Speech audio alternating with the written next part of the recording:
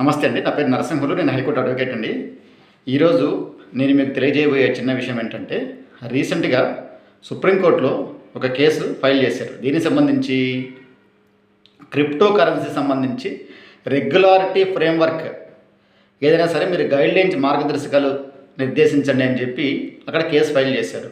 కానీ సుప్రీంకోర్టు అందుకు నిరాకరించింది. సుప్రీంకోర్టు ఆ కేసుని అంటే రెగ్యులారిటీ ఫ్రేమ్వర్క్ అంటే ఆ క్రిప్టో కరెన్సీ సంబంధించి ఏదైనా సరే రెగ్యులారిటీ ఫ్రేమ్వర్క్ ఏదైనా గైడ్లైన్స్ క్రియేట్ చేయండి, లేకుంటే కనుక మీరు మార్గదర్శకాలు ఇవ్వండి అని చెప్తే సుప్రీంకోర్టు ఎందుకు నిరాకరించింది అనేది మీరు బేసిక్ తెలుసుకోవాలి. ఇక్కడ బేసిక్స్ ఏంటంటే కోర్టు అంటే జ్యుడిషియరీకి సర్టన్ పారామీటర్స్ ఉంటాయి.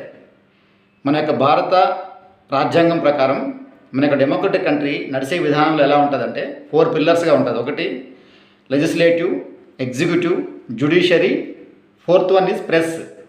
అంటే శాసనశాఖ, కార్యనిర్వహణ శాఖ, న్యాయశాఖ, 4th వన్ ఈజ్ ప్రెస్. ఈ 4 ఉంటాయి. ఈ 2 శాసనశాఖ, ఎమ్మెల్యేలు, ఎంపీలు వీళ్ళు కలిసి చట్టాలు తయారు చేస్తారు.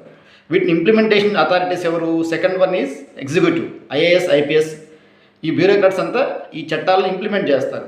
ఈ 2 చేసేది లెజిస్లేటివ్, ఎగ్జిక్యూటివ్ చేసే వర్క్ ఎలా చేస్తున్నారో, ఏదైనా తప్పులు చేస్తున్నారా, చట్టాన్ని కరెక్ట్గా ఇంప్లిమెంట్ జరుగుతున్నదా లేదని చెప్పి 3rd వన్ అంటే కనుక మనలాంటి లిటిగెంట్స్ కోర్టులో కేసులు ఫైల్ చేస్తే జ్యుడిషియరీ దాన్ని చెక్ చేస్తారు. చెక్ చేసి కరెక్ట్గా నడుస్తున్నదా లేదని చెప్పి జస్టిఫై చేస్తారు. 4th one is press. ఈ 3 సక్రమంగా పనిచేస్తున్నాయా లేదని చెప్పి ఎక్స్ప్లెయిన్ చేస్తూ ప్రజల దృష్టిలోకి తీసుకెళ్తూ కనుక మెసేజ్ తీసుకెళ్తూ ప్రెస్ నడుస్తారు. కాబట్టి కోర్టు ఏం చెప్పిందంటే ఈ క్రిప్టో కరెన్సీ సంబంధించి రెగ్యులారిటీ ఫ్రేమ్వర్క్ మేము చేయము. అంటే రెగ్యులారిటీ వర్క్ అంటే ఏదైనా సరే పాలసీ డెసిషన్ కోర్టు ఎప్పుడు చేయదు.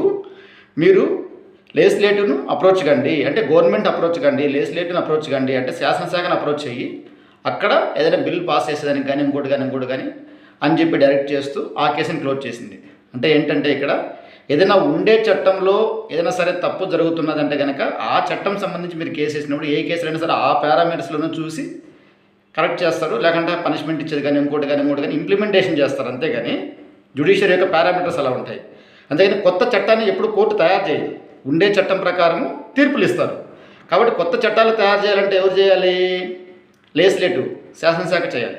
కాబట్టి ఈ విషయాన్ని మీరు తెలుసుకుంటారని చెప్పి మీ నోటీస్కి తీసుకొస్తూ ఈ మెసేజ్ కంక్లూడ్ చేస్తాను. నమస్తే అండి. నా పేరు నరసింహులు. నేను హైకోర్టు అడ్వకేట్ అండి. ఈరోజు నేను మీకు తెలియజేయబోయే చిన్న విషయం ఏంటంటే, రీసెంట్గా సుప్రీంకోర్టులో ఒక కేసు ఫైల్ చేశారు. దీనికి సంబంధించి క్రిప్టో కరెన్సీ సంబంధించి రెగ్యులర్